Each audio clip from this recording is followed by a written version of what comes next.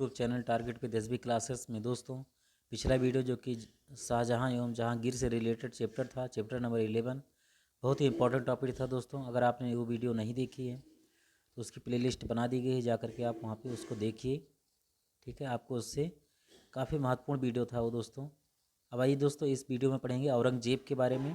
ठीक है, तो औरंगजेब जो था दोस्तों, ये मुग़ल वंश का अंतिम शासक था। उसने मुग़ल साम्राज्य को दक्षिण तक विस्तार किया। औरंगजेब विशाल साम्राज्य स्थापित करने में सफल रहा, परंतु इसी समय मुग़ल वंश क्या हुआ, धीरे धीरे पतन होना शुरू हो गया। यानी कि इसके जो शासक थे, इसके जो उत्तराधिकारी थे औरंगजेब के, वो कमज़ोर साबित हुए। और ठीक है, कहीं ना कहीं चाहे मराठा रहे हों, चाहे अफ़गान शासक रहे हों, ठीक है, धीरे धीरे इसकी शक्ति को क्या किया, कमज़ोर किया, और अंत में अंग्रेज़ों ने इनकी शक्ति को तहस नहस कर दिया। ठीक है, तो आइए देखते हैं यहाँ पे औरंगजेब का शासन 1658 से 1707 ईस्वी तक इसका साम्राज्य था। तो शाहजहाँ के बाद औरंगजेब 1658 ईस्वी में गद्दी पर बैठा।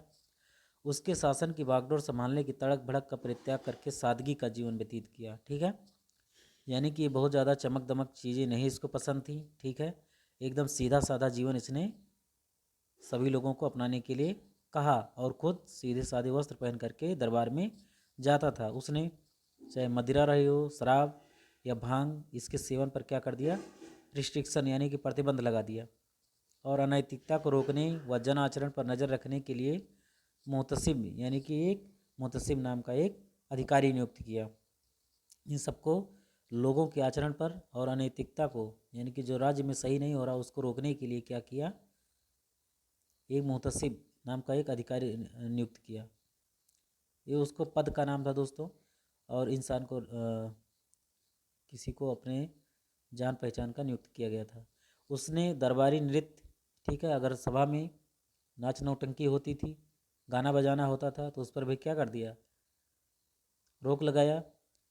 लेकिन राज दरबार में किया था, बाकी पूरे जगहों पर इसने प्रतिबंधित नहीं किया था।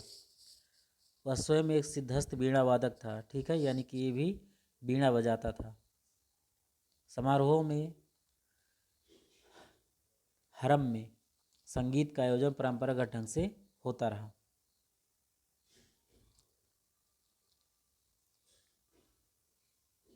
पिछली कक्षा में यहाँ पे लिखा दोस्तों, आपने पढ़ा है, ठीक है, कि जो कौन सा और शासक था जो वीणा बजाता था, तो कौन था वो, समुद्रगुप्त। कौन था, समुद्रगुप्त वीणा बजाता था। मुस्लिमों से ज़कात लिया जाता था, धार्मिक कम। मोस्ट इम्पॉर्टेंट क्वेश्चन है दोस्तों, जहाँ पे इंपॉर्टेंट क्वेश्चन होगा दोस्तों मैं उसको हाईलाइट करूँगा, आपको बताऊँगा कि यहाँ से क्वेश्चन बन सकता है। मैच द फॉलोइंग पीसीएस में भी ऐसे ही क्वेश्चन पूछ लिया जाता है। तो ज़कात लिया जाता था। ज़कात क्या दोस्तों, एक धार्मिक कर है। गैर मुस्लिमों से यानी कि हिंदुओं से और बाकी धर्मों के लोगों से जजिया क्या कर दिया, पुनः वसूलने की व्यवस्था इसने बनाया। ये भी एक धार्मिक कर ही था, लेकिन ये गैर मुसलमानों से था। औरंगजेब को शासन ग्रहण करते ही अनेक समस्याओं का सामना करना पड़ा। मुगल राज्य में अधिकारियों की संख्या बढ़ती जा रही थी, जिनके लिए पर्याप्त जागीरें व वेतन की व्यवस्था होना आवश्यक था। ठीक है, अधिकारी की संख्या बढ़ रही थी, तभी तो शासन को अच्छे ढंग से कंट्रोल किया जा सकता है। और उनको जागीर दो या फिर वेतन दो, ये भी ज़रूरी है। इसके अलावा लगान भी कम मिल रहा था, क्योंकि जागीरदार तबादले की आशंका से जागीरों के अंदर ही खेती में बढ़ाने में रुचि नहीं रखते थे। औरंगजेब की स्थिति ऐसे वैद्य के समान थी जिसके पास एक अनार हो और 100 बीमार हो।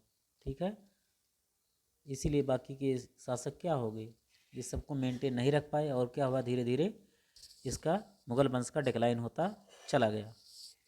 इस स्थिति से निपटने के लिए एक ही ऑप्शन था, दूसरे राज्यों को अपने राज्य में मिलाकर अपने राज्य का विस्तार करना। इसी सोच में उसने अहोम, असम राज्य, बीजापुर और गोलकंडा को अपने अधिकार में कर ले लिया। जितना लगान इन राज्यों को मिलाने पर मिलता था, उतना ही नए अमीरों पर खर्च करना पड़ता। ठीक है, जो अमीर थे, ठीक है, उनको भी क्या करना पड़ता था, वेतन देना पड़ता था, पैसा खर्च करना पड़ता था। समय समय पर विद्रोहों को शांत करने के लिए धन, समय, ऊर्जा भी व्यय करनी पड़ती थी। कहने का मतलब इस चैप्टर में यही दर्शाया गया है कि औरंगजेब यहाँ पे क्या था, बहुत परेशान था, चीज़ों को अस्त व्यस्त कर थी, ठीक है। तो उसको सही ढंग से सुचारू रूप से चलाने के लिए कितनी मशक्क़त करनी पड़ी इनको। औरंगजेब को जाटों, बुंदेलों, सिखों, सतनामियों और उत्तर पश्चिम सीमा क्षेत्रों के पठानों के विद्रोह के साथ ही राजपूतों एवं मराठों के साथ भी लंबे समय तक क्या करना पड़ा, संघर्ष करना पड़ा। औरंगजेब और जाटों का संघर्ष कितना कब हुआ, 1669 ईस्वी में हुआ। 1691 ईस्वी में जाटों का दमन किया, लेकिन पूर्ण रूप से शांत नहीं हुआ और जाटों का संघर्ष चलता रहा। इसके अतिरिक्त मेवात और नारनौल के सतनामियों ने भी समय समय पर क्या किया, विद्रोह किया। उसके समय मुगल तथा सिखों के मध्य काफ़ी संबंध बिगड़ चुके थे। सिखों की शांति निरंतर बढ़ती जा रही थी। शक्ति, जिसको रोकने के लिए पंजाब के मुगल अधिकारियों को आदेश दिए। मुगलों की सेना और सिखों के गुरु गोविंद सिंह के नेतृत्व में क्या हुआ, युद्ध हुआ। इसमें सिख पराजित हुए। इसके साथ ही औरंगजेब को पठानों से भी जूझना पड़ा, जो अपना स्वतंत्र राज्य स्थापित करने के लिए प्रयत्नशील थी, तथा अंग्रेजों ने भी इन्हें समाप्त करने का संकल्प लिया। उसने कूटनीति तथा दमनकारी नीति अपनाकर 1678 में पठानों का विद्रोह समाप्त कर दिया। औरंगजेब को राजपूतों का भी सामना करना पड़ा। उसे स्वयं राजगद्दी प्राप्त करने में अनेक राजपूत सरदारों का सहयोग प्राप्त हुआ था। जब किसी से सहयोग लोगे तो क्या होगा, इससे यही सीख मिलता है, वो भी तुम्हारा इस्तेमाल करेगा। उसने राजपूत शासक जय सिंह तथा जसवंत सिंह आदि को उच्च पद तथा मनसब प्रदान किए, किंतु जसवंत सिंह की मृत्यु के बाद उस राज्य के उत्तराधिकार के पद को लेकर औरंगजेब तथा राजपूतों के संबंध क्या हो गए, खराब हो गए। इसलिए राजपूत मुगलों के खिलाफ हो गए और जिसका मुगल साम्राज्य पर अच्छा प्रभाव नहीं पड़ा। मुगल सेना को शिवाजी से भी टक्कर लेनी पड़ी। शिवाजी ने कई बार मुगलों की विशाल सेनाओं को हराया। इन टक्करों में शिवाजी छापामार युद्ध का सहारा लेते थे। छापामार युद्ध का मतलब क्या है, ठीक है, वो छिप छिप करके जो है क्या करते थे, वार करते थे। जैसे सेना यहाँ पे खड़ी है मुगलों की, यहाँ बीच में एक पहाड़ है, यहाँ पे इनकी सेना इकट्ठी हुई है, ठीक है, यहाँ पर भी पहाड़ है, समझ में आया। तो यहाँ पर भी क्या किया, यहाँ धुआं सुलगा दिया, जाने मुगल सैनिक कि यहाँ पे क्या है, यहाँ पर सेना एकत्रित है, और इधर से क्या कर देते थे, इनके ऊपर अटैक कर देते थे। यही था छापामार युद्ध या गुरिल्ला युद्ध, ठीक है। ऐसे युद्ध का सहारा लेते थे। पुर्तगालियों तथा अंग्रेजों ने भी औरंगजेब के समक्ष समस्याएं उत्पन्न किया। पुर्तगालियों ने बंगाल की खाड़ी में जहाज़ों को लूटना शुरू कर दिया। चटगांव बांग्लादेश को अपना केंद्र बनाया। वहाँ मुगल सेना भेजी गई, जिसने चटगांव को अपने अधिकार में कर अन्य भागों को भी मुगल साम्राज्य में मिला लिया। पश्चिमी समुद्री तटों पर अंग्रेज भी उपद्रव कर रहे थे, ठीक है, और इस उपद्रव को भी क्या किया, औरंगजेब ने समाप्त किया। कहने का मतलब कितनी मुसीबत थी, कितनी समस्या थी मुगल सम्राट के समक्ष। इन्होंने धीरे धीरे क्या किया, उसको शांत करने में ही अपना समय गंवाया। विस्तार तो किया, लेकिन यहाँ पे कितनी समस्याएं दिखाई जा रही कि जो योग्य नहीं होगा, ठीक है, इस शासन को संभाल नहीं पाएगा, क्योंकि जो बाहरी शक्तियाँ थी वो भी भारत में अपना क्या कर रही थी, पैर जमा रही थी। मुगल साम्राज्य का पतन। औरंगजेब की मृत्यु के बाद मुगल साम्राज्य का बहुत तेज़ी से गिरावट हुआ। मुगल दरबार सरदारों के बीच आपसी झगड़ों, षड्यंत्रों का अड्डा बन गया। शीघ्र ही महत्वाकांक्षी तथा प्रांतीय शासक स्वतंत्र में कार्य करने लगे। सम्राट की कमजोरी उस समय विश्व के सामने स्पष्ट हो गई। जब सन 1739 में नादिर शाह ने मुगल सम्राट मोहम्मद शाह को बंदी बना लिया तथा दिल्ली को खुलेआम लूटा, तो फिर क्या हो गया, इससे ये साफ हो गया कि मुगल सम्राट किसी काम के नहीं हैं, ठीक है। खुलेआम लूटने का मतलब क्या है कि आप चुपचाप घरों में बैठे रहे और उनको जो करना था नादिर शाह को और उसके जो साथी थे, सैनिक थे, जो भी करना चाहते थे कर सकते थे, ठीक है। तो ऐसी स्थिति नहीं होनी चाहिए थी, जो कि यहाँ पे उनकी कमजोरियों को ही दर्शाता है। इम्पोर्टेंट क्वेश्चन यहाँ पे ये बनता है कि नादिर शाह ने भारत पर आक्रमण कब किया था, 1739 ईस्वी में। कब, 1739 ईस्वी में। बादशाह कौन था? मोहम्मद शाह था। और जो मयूर सिंहासन था, तख्त ताउस, ठीक है, जिस पे शाहजहां ने बनवाया था, जिस पे सभी शासक बैठ करके अपना शासन चलाते थे, उसको किसने लूट लिया? नादिर शाह ने लूट करके क्या ले गया? अपने राज्य ले गया। और जो विश्व प्रसिद्ध कोहिनूर हीरा था वो भी अपने साथ ले गया, जो कि मयूर सिंहासन में ही जड़ा हुआ था। मुगल काल में वाणिज्य तथा व्यापार का विकास हुआ, परंतु इस काल में मुगल सरदारों की विलासिता और भी अधिक बढ़ गई। कहने का मतलब ऐश्वर्य जीवन जो है व्यतीत करने लगे मुगल सरदार, मौज मस्ती आनंद में अपना जीवन व्यतीत करने लगे। प्रशासनिक स्तर पर बहुत बड़े पैमाने पर असंतोष और भेदभाव फैला। इससे जागीरदारी व्यवस्था में गंभीर संकट पैदा हो गया।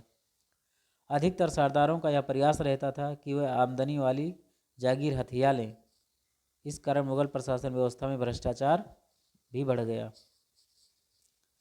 सरदार स्वाधीनता की कल्पना करने लगे कि हम अपने आप को आज़ाद हो जाएंगे।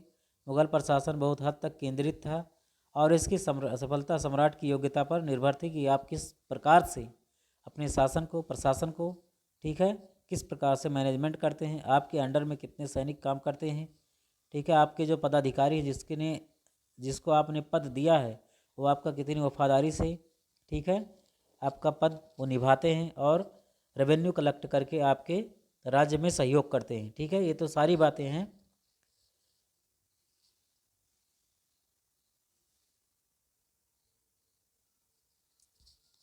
योग्य सम्राटों के अभाव में वजीर, ठीक है, जो इनका मुख्यमंत्री प्रधानमंत्री था, पैसे वैसे की लेन देन वगैरह, सरदारों मनसबदारों में उनका स्थान लेने की चेष्टा की, जो मुगल साम्राज्य के पतन का ही एक कारण बना। ठीक है, ये ऐसे लोग थे जो कि सम्राट का पद ही हथिया लेना चाहते थे। राजनीतिक क्षेत्र में औरंगजेब ने कई गंभीर गलतियां किया। मराठों और राजपूत को मित्र बनाने की बजाय उन्हें अपना दुश्मन बना लिया। ये भी इसका भी एक कारण है। ठीक है, इसका भी एक कारण है दोस्तों कि मुगल सम्राट क्या हो गया, पतन का कारण बना। अगर इसको मित्र बना लेते तो क्या होता, इनके बीच में उतनी खटास नहीं रहती और अपना शासन भी अच्छे ढंग से चलाते। क्योंकि किसी भी राज्य पर आक्रमण करने के लिए सैनिकों की ज़रूरत होती है, धन की ज़रूरत होती है। ठीक है, जब सारी चीज़ें आप युद्ध में ही खर्च कर देंगे तो फिर क्या होगा, समस्याएं तो आएंगी ही। ठीक है, तो अटैक करने की बजाय क्या किया, मित्र बनाने की बजाय उनके ऊपर क्या किया, आक्रमण किया। औरंगजेब की मृत्यु के तक मुगल साम्राज्य दक्षिण तक फैल चुका था। पूरे साम्राज्य पर नियंत्रण भारत से ही होता था। बहुत दूर होने के कारण दक्षिण पर प्रभावशाली नियंत्रण रखना आसान नहीं था। इसके कारण दक्षिण भारत के राज्य अपने को स्वतंत्र कराने के लिए हमेशा तत्पर रहते थे। मुगल साम्राज्य के पतन का कारण यूरोपियों का भारत में आगमन भी था। पहले उन्होंने भारत से व्यापार शुरू करने के लिए मुगलों से इजाज़त मांगी। ठीक है, जहांगीर के शासनकाल में कैप्टन हकिंस, ठीक है, और सर टॉमस रो, इन दोनों ने क्या किया, जहांगीर से व्यापार करने के लिए बहुत इजाज़त मांगी थी। पिछला वीडियो आपने नहीं देखा तो मोस्ट इंपॉर्टेंट वीडियो है दोस्तों। ठीक है, दोनों ने भारत में व्यापार करने के लिए इजाज़त मांगी, परंतु धीरे धीरे अपनी भारतीय राजनीति में दखल देना शुरू कर दिया और भारतीय राज्यों में प्रभुत्व स्थापित कर लिया, अपना पैर जमा लिया। धीरे धीरे उन्होंने भारत में ही अंग्रेजी राज्य की स्थापना की और 200 वर्षों तक भारत में राज्य किया। इसके अलावा नादिर शाह, अहमद शाह अब्दाली का आक्रमण भी मुगल साम्राज्य के पतन का कारण बना। ठीक है, नादिर शाह 1739 में और अहमद शाह अब्दाली ने 1761 में। ठीक है, इन सब का भी कारण बना। नादिर शाह फारस ईरान का शासक था। उसने ईरान का नेपोलियन कहा जाता है। नेपोलियन कहने का मतलब है कि उसने जितने भी युद्ध लड़े उसमें से अधिक उसने क्या किया, जीता है। भारत की अपार धन संपदा से आकर्षित होकर 1739 में मुगल बादशाह मोहम्मद शाह के शासनकाल में उसने भारत पर आक्रमण किया। नादिर शाह भारत का कोहिनूर हीरा व तख्ते ताउस सहित अनेक कीमती सामानों को लूट कर अपने साथ ले गया। ठीक है, तख्ते ताउस किसका बनवाया हुआ था, शाहजहां का बनवाया हुआ था। वर्तमान में कोहिनूर हीरा ब्रिटेन की महारानी के मुकुट में जड़ा हुआ है। ठीक है, अंग्रेज लोग इसको प्राप्त करके ले गए। मुगल साम्राज्य के पतन के प्रमुख कारण थे क्या थे, आइए देखते हैं। उत्तराधिकार के लिए होने वाले युद्ध में अपार धन एवं शक्ति नष्ट होती थी। उत्तराधिकार के युद्ध के लिए भी इसमें लड़ाइयाँ लड़ी गई। ठीक है, इसके दारा सिकोह थे। ठीक है, 3-4 लड़ाइयाँ इनके साथ भी लड़ी और अंत में दारा सिकोह को क्या किया, इसने पराजित करके मरवा दिया था। अपना इसका ही खुद भाई था। सम्राट के कमज़ोर होने से प्रांतीय गवर्नर शक्तिशाली बन जाते थे और सम्राट के विरुद्ध विद्रोह कर देते थे। मुगल शासन के अंत तक राजकोष ना तो अधिक बचा था, ना ही अधिक जागीरें। अधिकारियों को वेतन देना कठिन हो गया। जब वेतन नहीं दोगे तो क्या होगा, कोई नहीं रुकेगा। जमींदार असंतुष्ट रहने लगे, अतः इन सरदारों से संघर्ष आरंभ हो गया। मुगलों का जीवन उच्च कोट के शान शौकत में व्यतीत होता था। इसके लिए वे काफ़ी धन व्यय करते थे। इससे उनका सामाजिक और चारित्रिक पतन हो गया। इन सब कारणों से 18वीं शताब्दी में मुगल साम्राज्य का पतन हो गया। ठीक है, अब आइए देखते हैं एक्स्ट्रा फैक्ट यहाँ पे क्या दिया है। औरंगजेब ने अपने शासन के 50 वर्षों में से लगभग आधा समय दक्षिण के युद्धों में व्यतीत किया। ठीक है, अगर ये युद्ध न करते, अगर इनके साथ मित्रता संधि करते तो और भी इसका अच्छा परिणाम होता।